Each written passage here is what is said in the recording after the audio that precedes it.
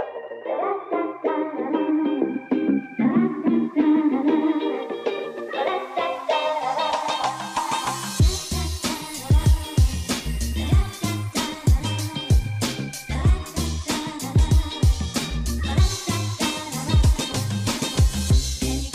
guys, welcome back to my channel. Today is a bridal makeup tutorial with a bunch of tips to keep your makeup in place, to have it looking your best. To hire a makeup artist can be kind of expensive. So a lot of brides are doing their makeup themselves. They're more comfortable with it, but there are a lot of things that you need to do a little differently on your wedding day that you might not do from a day-to-day basis. You might want to try some new products. So today I've rounded up a bunch of my favorite tips to keep your makeup in place, to having it look at its best. And I did a little tutorial with some of the products that I used and that I really trust. The first tip before I get into the tutorial would be to not try new products day of your wedding. I don't care what it is. I don't care if it's an eyeshadow.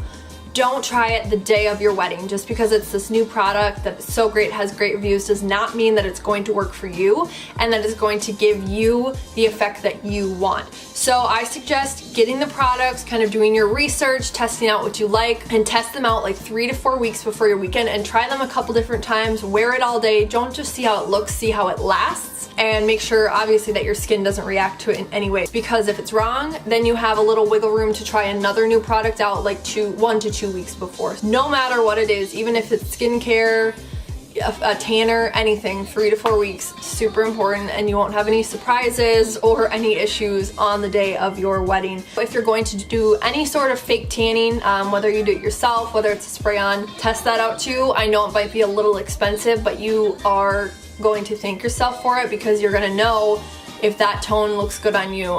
Tan sometimes takes a day or two to kind of really set in. So you wanna make sure you're not too orange, that it sets well with your skin, that it doesn't run off. Speaking of tanning, make sure that your makeup matches your tan. I know that sounds really obvious, but if you don't usually fake tan, you might get that foundation to test out, you know, 3 or 4 weeks before. You might just have a really good one that you already use, and it's not gonna match your skin when you have fake tan on. Maybe do some foundation shopping and swatching after you get your fake tan, just so you don't look super white up here or super orange down here. Sometimes a tan can be more olivey, more orangey, and a foundation can be just more yellow or more pink. Very good tip, so you don't be looking crazy on your wedding. Tip number 3, invest in a setting spray like this one, the Urban Decay All Nighter. Like, everyone uses this. This is the Gerard Cosmetics Slay All Day. It will save your life. Basically what a setting spray does, if you don't know, it locks that makeup down. Like, it is like a shield for your makeup,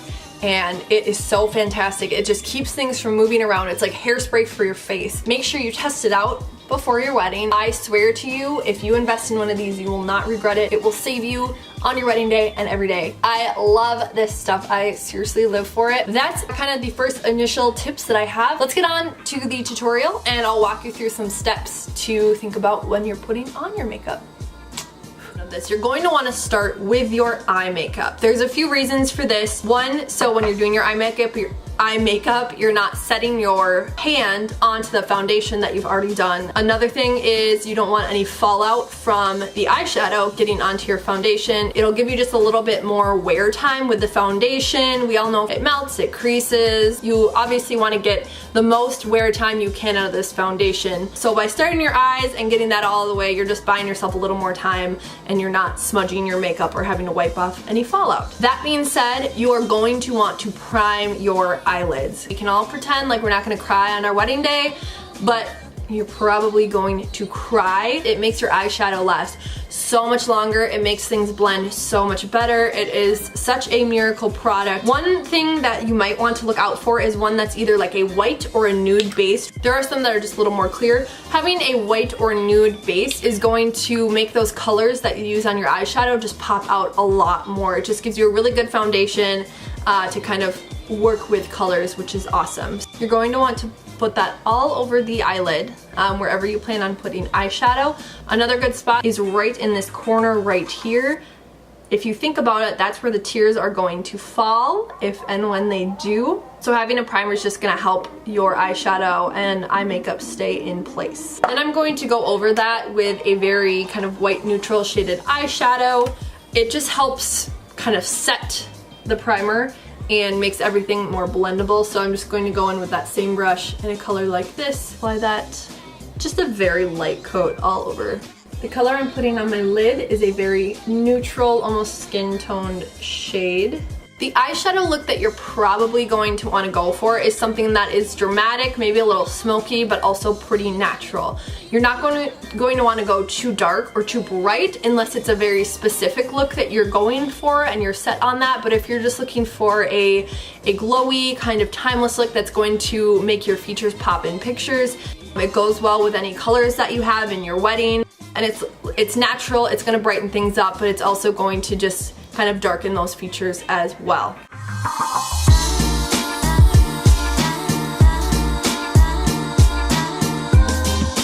So I did a kind of swatch test of all the colors that I'm going to be using so that you can see what I mean by rosy tones and neutral tones. So here are all of the colors that are going to be going on my lid. Some of them are super duper light. Now I like to clean up my crease just with a concealer that matches my skin tone and a very sharp concealer brush. And just get some of that on the back of my hand because I don't really need it too much. And you can sort of cut your crease if you want the cut crease look. As long as the concealer isn't too thick, it actually makes a really good primer too if you don't have another one. So as you can see, I'm just cleaning up that area. Sort of make a half moon shape. Cut creases are very flattering. They are a bit dramatic, but using the right neutral tones like we are, it doesn't have to be.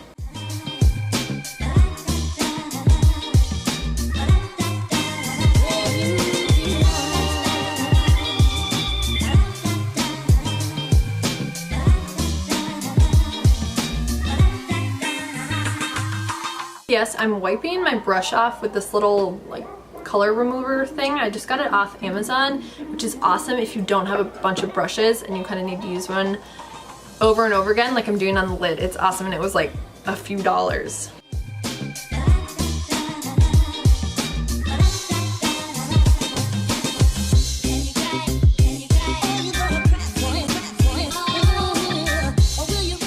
I'm gonna do a very small wing.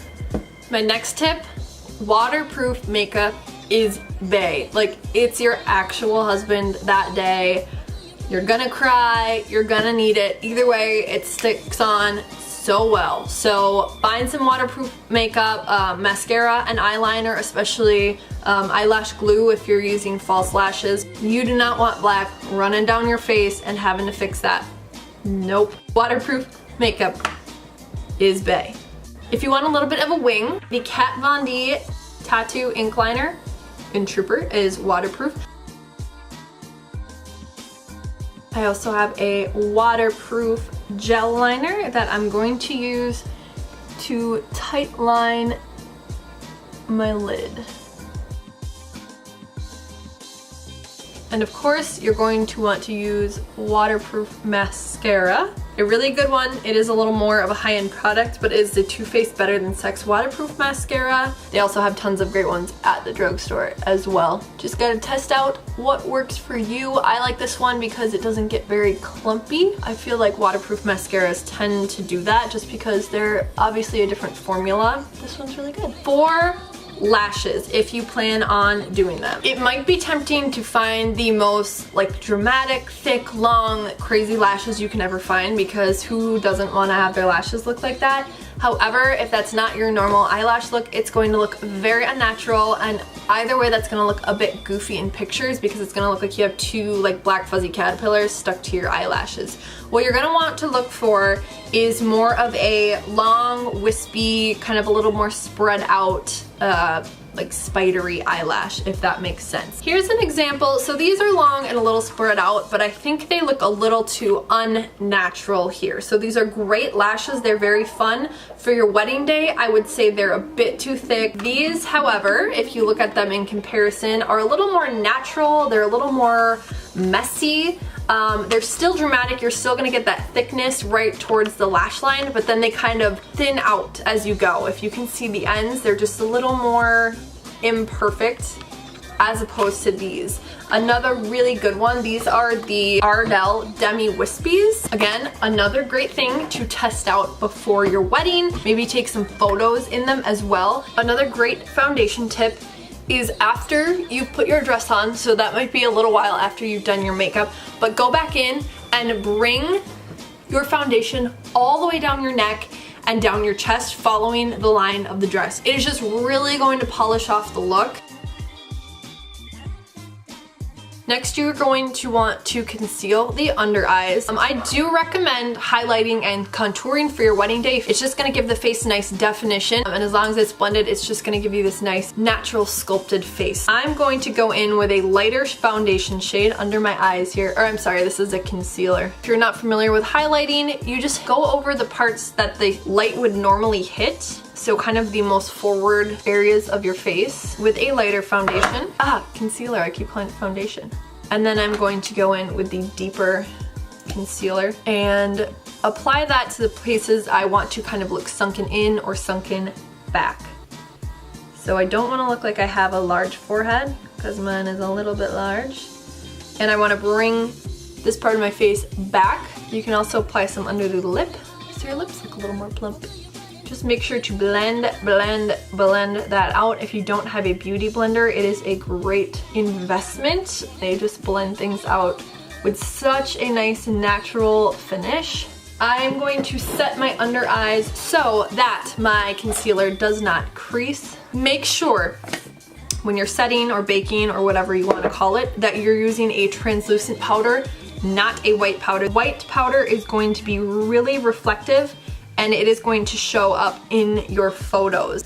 So make sure that the powder that you get says translucent. While that's baking, I'm going to do my brows. So make sure you're locking down those brows with a brow gel or something of the sorts. Also helps to shape them a bit. I'm just going to wipe off that powder. Now I can do my under eyes quickly. I'm just going on my under eye with the same colors that are on the lid, blending that all together, and of course using waterproof mascara for the lower lashes. I'm going to line the waterline with a white eyeliner so not working, to brighten it up a little bit. These make your eyes look bigger and brighter, and it makes you look more awake. Now when doing a highlighter, I would pick a neutral shade. There are some like blues and greens, even sort of like a bronzy or like purpley shade here. I would stick more to like a vanilla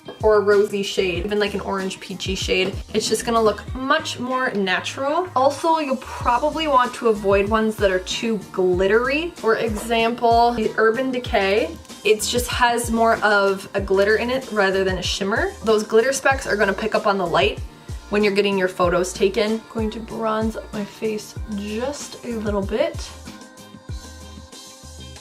Finally, to make your lips stay, make sure they're nice and moisturized. Apply a concealer that matches your skin tone. Going to want to line your lips all over.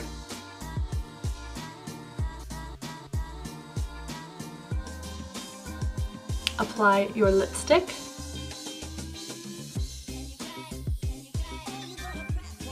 Now here's the best tip that I've found to make lipstick last. So take 1 square of tissue. If it's thick, try to see if you can split it in half. Take your translucent powder, make sure it's translucent, throw some on a brush and tap it off. Place that tissue over your lips, brush that powder over your lips. Now that tip with the lips will kind of mattify your lips, so you might want to go over it with a gloss. If you are going for the glossier look, if you're going for the matte look, then you're good to go. As long as your makeup look is complete, take your setting spray and spray the absolute heck out of your face. Setting spray will seriously save your life.